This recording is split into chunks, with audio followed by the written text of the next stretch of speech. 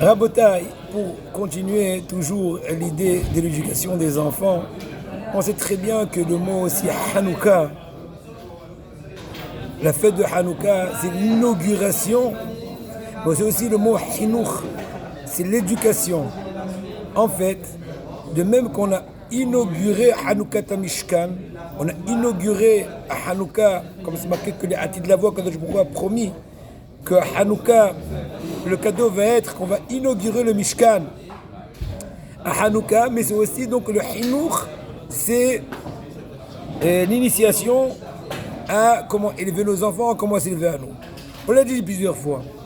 Une fois, une personne est venue chez le Hafetz Haïm, lui a dit Rabbi, depuis quel âge il faut commencer à éduquer les enfants?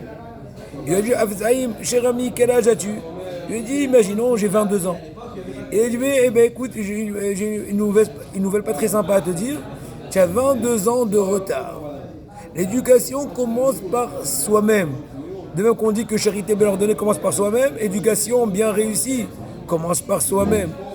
Si tu vois par exemple tes enfants dans la table de Shabbat, qui se comportent pas assez bien, ou qui ne chantent pas assez, ou qui font Birkat Hamazon à la va-vite en baillant au milieu, eh bien au lieu de t'énerver ou de faire des remarques à tir à comme une mitraillette, tu dois plutôt réfléchir à donner un bon exemple, t'asseoir religieusement, chanter tes petits chants de façon calme et joyeuse, ne pas oublier de faire un bon Birkat Hamazon avec ferveur, en espérant qu'un beau jour, les choses feront leurs fruits. En fait, quand on réfléchit à Botaï, nos enfants ne sont pas une halon ra'ava, c'est pas donc une vitrine, c'est plutôt un miroir. Nos enfants ne sont pas une vitrine, sont un miroir. La différence entre une vitrine et un miroir, c'est une couche d'aluminium, une couche d'argent qui te fait voir toi-même. En d'autres mots, quand tu vois des enfants, tu te vois toi-même. À la rigueur, quand je beaucoup de façon modeste, pour ne pas trop te faire honte, qui te montre tes points de faiblesse à toi, en souhaitant, quand tu les vois dans tes enfants, d'abord te parfaire à toi, en espérant, de par le lien parental avec tes enfants, d'influer sur eux.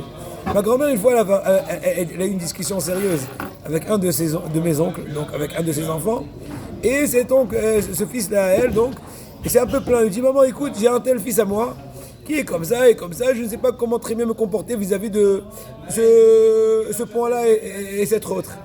Ma grand-mère a souri et lui a dit, je vais te dire la vérité, ce que tu racontes maintenant, c'est exactement toi quand tu étais petit. Ce que tu t'es plaint de ton fils. En d'autres mots, viens, comment dirais-je, t'occuper de toi-même, où tu es en train de refléter de toi-même en miniature. Rabotaï, c'est ça le secret de Hanouka. C'est ça le message de l'allumage des bougies. En nous travaillant à nous-mêmes, on va influer sur nos enfants. On va voir la tzla'a et on bénit tous. Hanouka Semer, Ased Ishmeya, Bercha Batzla'a, Shkoyer.